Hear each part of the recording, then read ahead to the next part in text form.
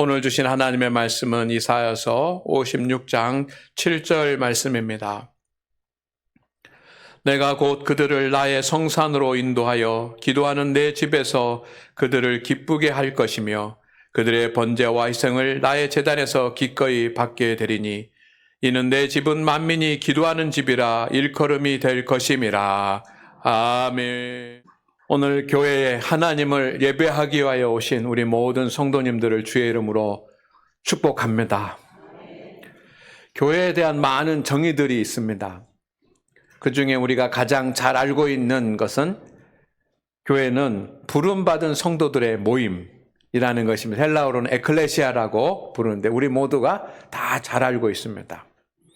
그렇지만 교회에 대한 정의는 이거 하나만이 아닙니다.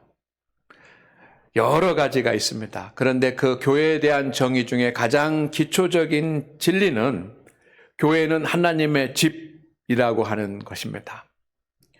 교회는 하나님의 집입니다. 왜냐하면 주님께서 내 집이라고 말씀하셨기 때문에 교회는 하나님의 집입니다. 교회는 하나님의 임재가 있는 지상에 있는 하나님의 나라입니다.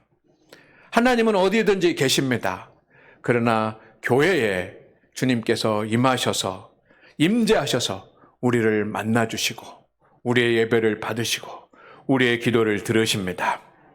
그리고 우리를 이끌어 가시고 우리 교회를 통해서 세상을 통치하고 다스리십니다.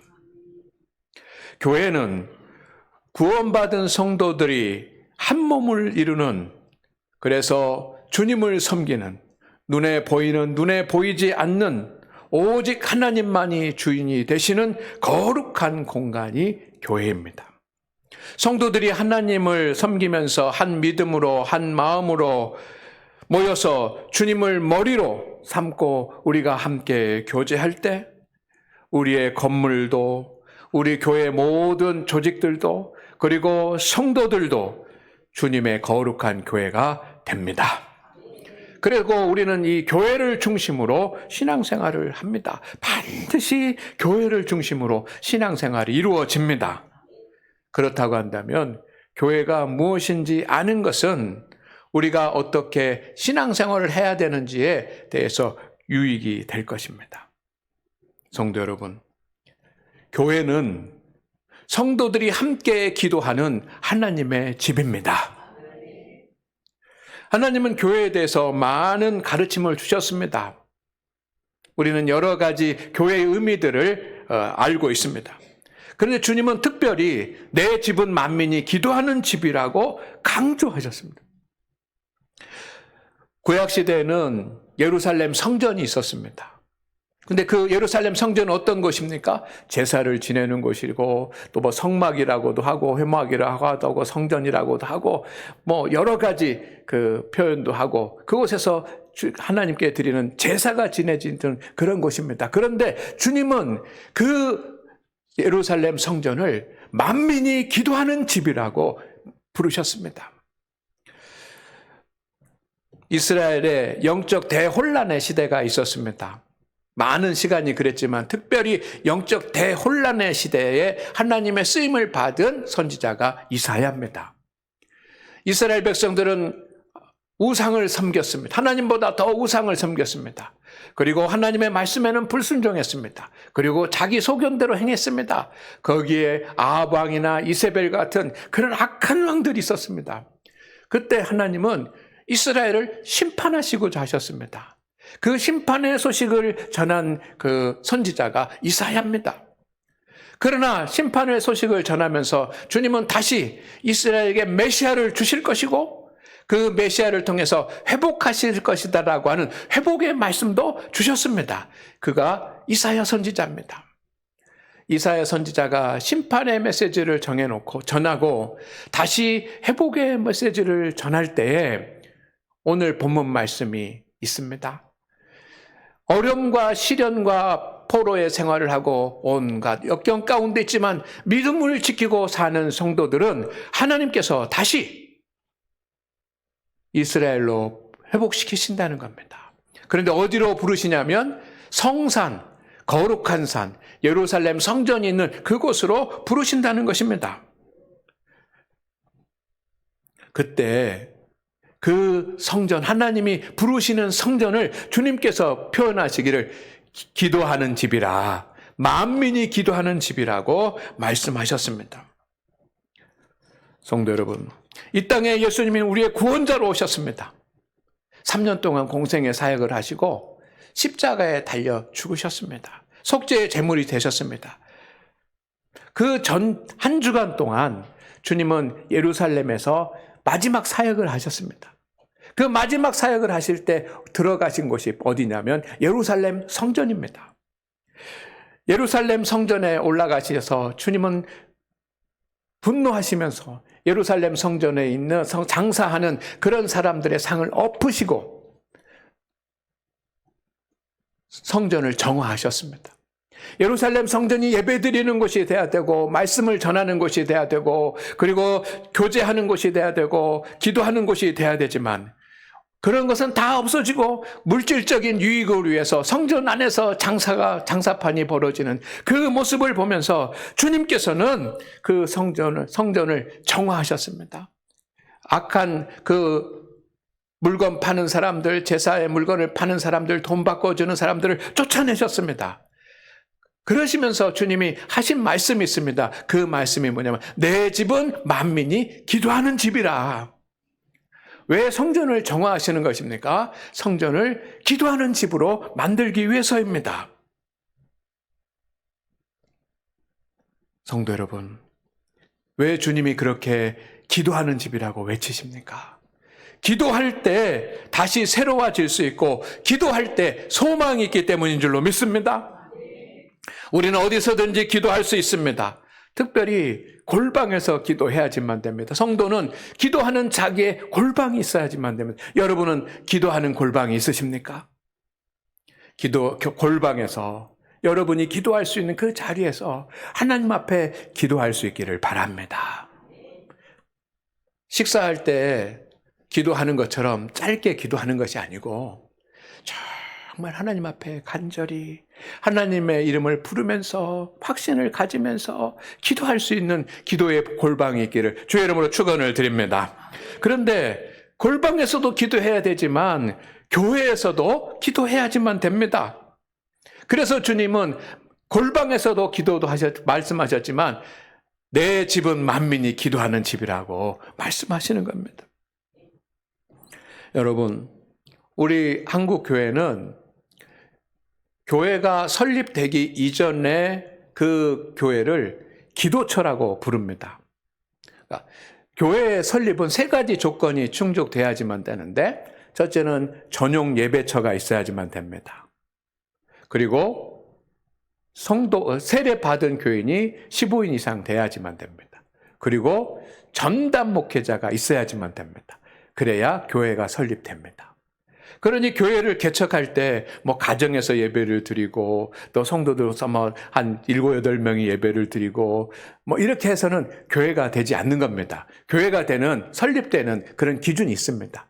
그런데 그렇게 교회가 세워져서 설립되기 이전의 상태를 기도처라고 부릅니다. 왜 기도처라고 불렀을까요? 교회는 만민이 기도하는 집이기 때문인 줄로 믿습니다. 마가의 다락방에 120명의 성도들이 모여가지고 교회가 됐습니다. 그런데 그 교회가 되기 전에 제일 먼저 한 일은 뭐냐면 그들이 모여서 하나님 앞에 기도했습니다. 기도하기를 시작했습니다. 성도들이 합력하여 기도를 했습니다. 왜냐하면 교회는 만민이 기도하는 집이기 때문입니다.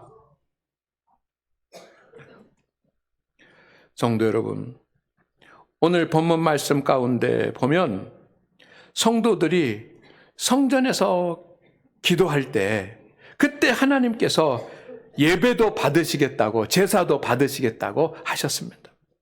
우리가 깊이 생각해야지만 될 문제입니다. 우리는 교회를 통해서 많은 사역을 합니다. 많은 모임들이 있습니다. 그리고 여러 회의들도 있습니다. 우리는 여기에 너무 바쁘게 시간을 보내지 않습니까? 사역들이 있어서 바쁘고 또 모임들이 있어서 거기 참여해야 되고 또 회의도 해야 되고 그러나 성도 여러분, 기도가 회복이 될 때 그 사역도 그 모임도 그 회의도 하나님께 영광이 되는 줄로 믿습니다. 기도가 없으면 열매를 거둘 수가 없습니다. 본인도 지치고 시험 들고 어려워집니다. 교회는 기도의 불이 항상 밝히 빛나는 곳이 교회입니다. 교회는 기도하는 성도들의 소리만큼 살아 움직이는 것입니다. 기도 소리가 크면 교회는 살아나고 기도 소리가 작아지면 교회는 연약해집니다. 우리 교회도 제일 힘써야 될 일 중에 하나가 뭐냐면 기도하는 집이 되게 하는 일입니다. 장로님들, 권사님들, 집사님들, 성도님들, 모든 사역하는 성도들이 함께 모여서 기도할 때 성령의 역사가 나타날 줄로 믿습니다. 예수님도 기도하셨습니다. 예수님은 하나님의 아들 아닙니까? 부족한 것이 무엇이 있어서 주님이 그렇게 밤마다 저녁마다 산에 올라가셔서 하나님 앞에 기도를 하셨겠습니까? 기도하지 않고는 아무것도 할 수 없기 때문에. 그런데 연약한 우리가 기도 자리에 앉는 것은 어쩌면 교만하기 때문이고 어쩌면 믿음이 없기 때문 아니겠습니까? 성도 여러분, 하나님은 우리를 쉴만한 물가와 푸른 초장으로 인도하시는 분이십니다. 우리의 목자가 되십니다. 그런데 오늘 말씀에 보니까 하나님은 우리를 기도의 자리로 인도하십니다. 다시 한번 말씀을 드리겠습니다. 오늘 말씀에 주님께서 시련과 환난 가운데 살아가는 이스라엘 백성들, 바벨론의 포로로서 궁핍한 삶을 살고 소망을 잃어버린 그런 사람들에게 주님께서 이사야를 통해서 말씀을 주시는데 다시 돌아오게 할 것이다. 회복하게 할 것이다. 인도할 것이다. 어디로 인도합니까? 예루살렘 성전으로 인도하실 것, 거룩한 성산으로 인도하실 것이라는 것입니다. 그런데 그곳이 어떤 곳이냐? 기도하는 곳이, 만민이 기도하는 하나님의 집이라는 것입니다. 왜 만민이 기도하는 하나님의 집으로 그렇게 시련 가운데 환난 가운데 있는 사람들을 인도하겠습니까? 기도하게 하기 위함인 줄로 믿습니다. 하나님은 공의의 하나님이십니다. 여러분, 하나님은 우리의 모든 것을 다 아십니다. 우리의 모든 심정과 능력과 한계와 필요를 다 아시는 하나님이십니다.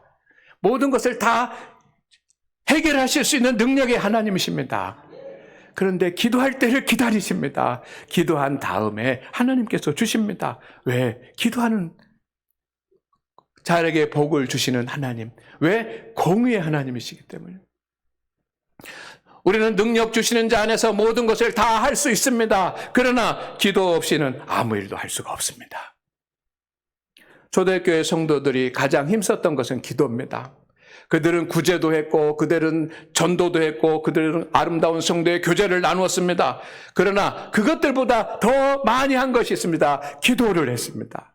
기도했기 때문에 구제하고 기도했기 때문에 전도하고 기도했기 때문에 거룩한 성도의 교제를 나눌 수 있었던 것입니다. 중세 가톨릭 교회가 타락했습니다.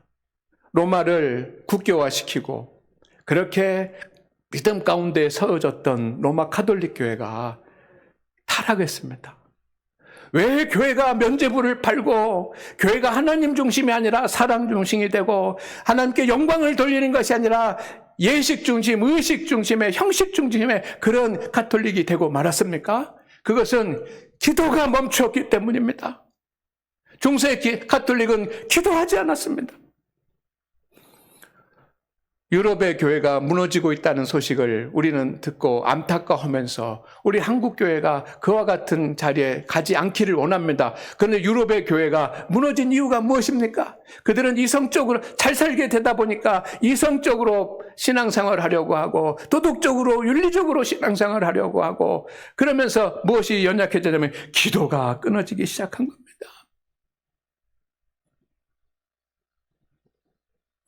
한국 교회가 연약해졌다고 교인 수가 감소하고 있다고 사회적인 비난의 대상이 되고 있다고 말합니다. 그 타이밍이 언제부터냐면 여러분 한국 교회가 부유하게 되면서, 성도들의 삶이 부유하게 되면서 교회에서 기도 소리가 끊어지는 그때가 교회가 연약해지는 그 시기와 겹친다라고 하는 것은 우리에게 뭔가 의미를 전달하는 그런 메시지 아닙니까?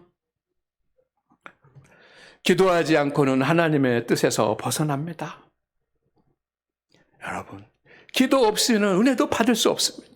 우리가 하나님의 말씀을 사모하고 하나님의 은혜를 사모하는데 우리는 은혜를 받기를 원합니다. 기도하는 자가 은혜도 받는 것인 줄로 믿습니다. 기도가 없으면 신앙생활을 하면서도 은혜의 깊이가 부족하고 형식적일 때가 많습니다. 그러니 모든 사역자들이 하나님 앞에 나와서 함께 기도해야 될 줄로 믿습니다. 오늘은 교사들 모임 기도회가 있습니다. 그전에는 교사들 모여서 교육 중심으로 했는데 오늘은 기도회 중심으로 합니다. 지난 주간에는 찬양단 모임과 기도회가 있어요.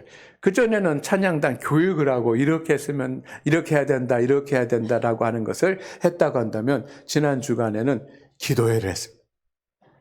찬양단이 성도들과 함께 찬양하는 것이 아니라 이제 스스로 하나님을 찬양하는 사람이 되기 위해서 서로 악기팀과 또 찬양하는 성초팀들이 서로 마주보고 앉아서 하나님 앞에 기도를 했습니다. 저도 참석을 해가지고 같이 찬양단들과 함께 기도했습니다. 하나님의 은혜를 구하면서 기도했습니다. 그때 제 마음 가운데 성령이 임하는 것을 느꼈습니다. 그러더니 어제 보니까 우리 악기팀의 남자 집사님들이 오셔서 연습을 하고 있더라고요. 기도하면 기쁨으로 일을 감당할 수 있는 줄로 믿습니다. 성도 여러분, 사역자들은 기도의 자리에 앉아야지만 됩니다. 또한 중직자들도 기도의 자리에 앉아야 될 줄로 믿습니다. 하나님은 기도의 자리로 우리를 이끌고 계십니다. 말씀을 통해서 그렇습니다. 성도 여러분, 하나님의 말씀을 보십시오. 이 말씀, 기도하라고 하는 말씀이 성경을 넓힐 때마다 기도하라고 하는 말씀이 있습니다. 여러분, 성령의 음성에 귀를 기울여 보십시오.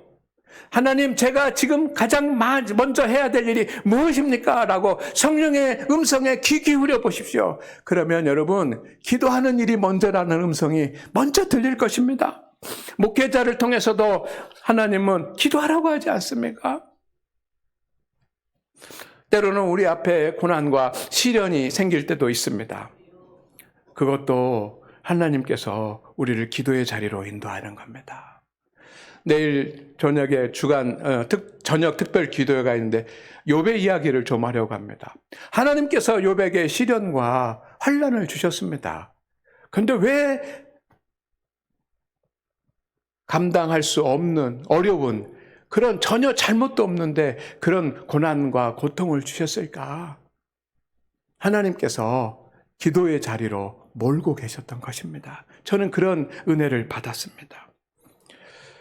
우리를 하나님께서 쉴 만한 물가와 푸른 초장으로 여러분을 인도하실 줄로 믿습니다. 그러면 그곳으로 가기 전에 먼저 인도하는 곳이 있는데 그것이 바로 기도의 자리입니다. 그러나 기도의 자리로 인도하는 하나님의 인도에 순종하는 사람이 많지 않습니다. 그 이유는 기도의 필요성을 알지 못하기 때문 아닙니까? 성도 여러분, 기도는 내가 하나님의 사람으로 살아가고 있다는 가장 확실한 증거입니다. 영적인 거장 사무엘이 있습니다. 그가 뭐라고 했습니까? 나는 기도하다가 쉬는 죄를 범하지 않겠다고. 여러분, 위대한 사도가 있습니다. 사도 바울이 있습니다. 그가 강조했던 것 중에 하나가 뭐냐면 쉬지 말고 기도하라는 것입니다. 본인도 쉬지 않고 기도하는 사람이었습니다. 하나님은 기도가 끊어지지 않게 해요. 어느 정도 기도하다가 쉬면 기도가 끊어집니까? 저는 제 경험상으로 보면 3일입니다. 3일.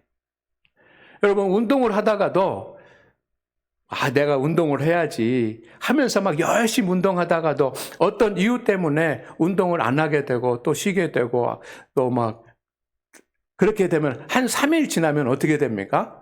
운동 안 하는 것이 자연스러워지고 운동 안 하는 것이 편안해집니다. 여러분, 기도가 잘 될 때만 있는 것이 아닙니다. 기도가 안 될 때도 있습니다. 저도 그렇습니다. 항상 새벽에 기도하지만 항상 새벽에 막 기도가 집중돼서 막 잘 되는 것은 아닙니다. 기도의 자리에 앉아 있지만 기도가 안 될 때도 있습니다. 그런데 3일만 그렇게 되면 기도가 끊어지더라고요. 여러분, 우리가 기도하는 사람인데 어느 정도 기도해야 됩니까? 어떤 목사님은 하루에 1시간씩 이상 기도해야 된다 그러던데 제 경험 30분, 최소한 30분 이상은 골방에서 기도하든 교회에서 기도하든 기도가 돼야지만 되고 그것이 3일 이상 끊어지면 기도가 끊어진 것 같더라고요. 회복되기가 어렵습니다. 주님께서 제자들에게 부탁하신 것도 깨워서 기도하는 것 아닙니까? 제자들은 주님과 3년 동안 한솥밥을 먹고 같이 숨쉬고 같이 잠을 잤습니다. 그런데 기도하지 않았습니다. 예수님은 기도했지만 제자들은 기도했다라고 하는 말씀이 하나도 없습니다. 주님이 억지로 데려가서 기도하라 그래도 기도하지 않았습니다. 기도가 없으니 어떤 일이 일어납니까? 주님과 함께 했지만 예수님 배신하는 사람이 생겨나고 주님 부인하는 사람이 생겨나고 그들은 모이기만 하면 첫째가 되려고 하고 귀신 들린 그런 사람 앞에 아들 앞에서 그리고 먹을 것이 없어서 모자라는 그런 자리 가운데서 그들은 어떻게 해야 될지 몰라서 쩔쩔매는 그런 사람이 되고 말았습니다. 성도 여러분, 여러분은 항상 행복하고 문제도 없고 강하고 담대하십니까? 주님께서 우리를 항상 지키시고 함께 하시며 우리의 모든 문제를 해결해 주실 줄로 믿습니다. 주님께서 먼저 하시는 일은 우리를 기도의 자리로 인도하시는 일이고 우리가 기도의 자리에 앉기만 하면 그 다음은 주님이 하십니다. 여러분, 기도가 어려운 일은 내가 말주변이 없어서 기도를 못하는 것이 아니라 기도가 어려운 일은 기도의 자리에 앉는 것이 어렵기 때문입니다. 기도의 자리만 앉기만 하면 하나님은 기도하는 성도들에게 기쁨을 주실 것입니다. 누구에게든지 기도할 때 영혼의 기쁨을 주실 것이고 육적인 기쁨을 주실 것이고 우리 교회가 기도하는 성도들이 많아지면 우리 교회에 기쁨을 주실 줄로 믿습니다. 기도할 때 어둠의 권세가 물러갑니다. 히스기야 왕은 여러분 기도함으로 병을 고침받지 않았습니까? 욥은 기도함으로 환난을 이기고 갑절의 복을 받지 않았습니까? 사도들은 기도함으로 그 어려운 복음의 사역을 감당해내지 않았습니까? 우리도 기도하면 이런 역사를 볼 수 있습니다. 초대교회 성도들은 기도함으로 핍박도 견디고 빛나는 믿음을 갖지 않았습니까? 로마 제국을 영적으로 함락시키지 않았습니까? 우리 교회도 기도하면 이렇게 될 줄로 믿습니다. 우리가 함께 기도하면 여러분의 가정과 자녀들에게 그리고 주님의 교회에 하나님의 역사가 나타날 것입니다. 하나님은 구하면 주시겠다고 약속하셨습니다. 마태복음 7장 7절 말씀입니다. 구하라 그리하면 너희에게 제가 앞에서 하면 주실 것이요만 하십시다. 구하라 그리하면 너희에게 주실 것이요. 이렇게 말씀하시지 않았습니까? 그러나 성도 여러분, 왜 구하지 않습니까? 예레미야 33장 3절 말씀입니다. 너는 내게 부르짖으라. 다시 하겠습니다. 다시 이게. 너는 내게 부르짖으라.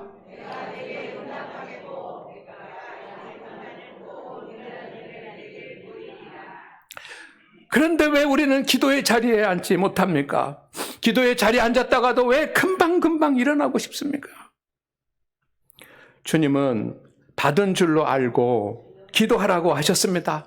마가복음 11장 24절 말씀해 보니까 그러므로 내가 너에게 말하노니 무엇이든지 기도하고 구하는 것은 받은 줄로 믿으라. 그리하면 너에게 그대로 되리라 라고 말씀하셨습니다. 그런데 왜 기도를 하지 않습니까? 말세이기 때문입니다. 말세에 세상이 악하고 사탄이 우리의 믿음을 흔들어 놓기 때문입니다. 누가복음 18장 8절 말씀입니다. 내가 너에게 이르노니 속히 그 원한을 풀어주리라. 그러나 인자가 올 때에 세상에서 믿음을 보겠느냐 하시니라. 불의한 재판관의 그런 비유를 말씀하시면서 여러분 기도에 대해서 말씀하십니다. 간절히 구하면 하나님이 주시는데 말세 때에 세상에서 그런 믿음을 보기가 어렵는데 여러분, 저와 여러분은 그런 믿음을 하나님 앞에 보이는 성도가 되기를 주의 이름으로 축원을 드립니다. 내일 저녁부터 25년 저녁 특별 새벽 기도회가 시작이 됩니다. 기도의 자리로 인도하시는 것 아닙니까? 성도 여러분 함께 참석하십시다. 참석해서 기도할 때 하나님께서 은혜를 주시고 응답을 주시고 기쁨을 얻게 하여 주실 줄로 믿습니다. 세상에는 많은 차가 있습니다. 큰 차도 있고 작은 차도 있고 화물차도 있고 승용차도 있고 여러 가지 종류의 차가 있습니다. 그런데 공통점이 하나 있습니다. 기름을 넣어야 갑니다. 그런데 한 번만 기름 넣고 끝나는 것 아닙니다. 매일매일 끝까지 넣어야 되지 않습니까? 여러분, 우리 성도들의 삶은 다 다릅니다. 그렇지만 우리에게 하나 공통점이 있는데 기도해야 삽니다. 언제까지? 끊어지지 않고 계속 기도해야 삽니다. 믿음과 승리를 위해서, 우리 교회와 우리 나라를 위해서 우리 모두가 이제 다시 기도의 자리에 모일 때입니다. 기회는 항상 있는 것이 아닙니다. 기회를 놓치면 다시 기회가 오기까지 오랜 시간이 걸릴 수도 있습니다. 성도 여러분, 내일 저녁은 첫 시간입니다. 그래, 첫 시간은 꼭 나오셔야지만 됩니다. 손 들고 기도의 자리에 앉아 보십시오. 찬양단이 연습을 하고 있습니다. 그래서 찬양단과 함께 찬양하면서 기도할 겁니다. 얼마나 열심히 연습을 하는지 모릅니다. 손 들고 기도의 자리에 앉아 보십시다. 그럼 우리 모두 다 주님을 만날 것이고 그리고 주님이 주시는 기쁨을 누리게 될 것입니다. 이것이 주님의 말씀입니다. 하나님 아버지, 오늘 주님 앞에 나와 예배한 우리 성도들을 주께서 붙잡아 주시고 주의 은혜로 함께하여 주시옵소서. 주님, 내 집은 만민이 기도하는 집이라고 하셨사오니 우리 모든 성도들이 함께 모여서 기도할 때 주 안에 우리 성도들의 가정의 자녀들의 그리고 교회의 이 나라의 기쁨의 소식들을 허락하여 주시옵소서. 기도의 자리에 모이도록 주님께서 인도하시는 것을 믿고 순종하며 기도의 자리에 앉을 때 주님 성령으로 역사하여 주시옵시고 모든 기도에 응답하여 주시옵소서. 예수님의 이름으로 기도드립니다. 아멘.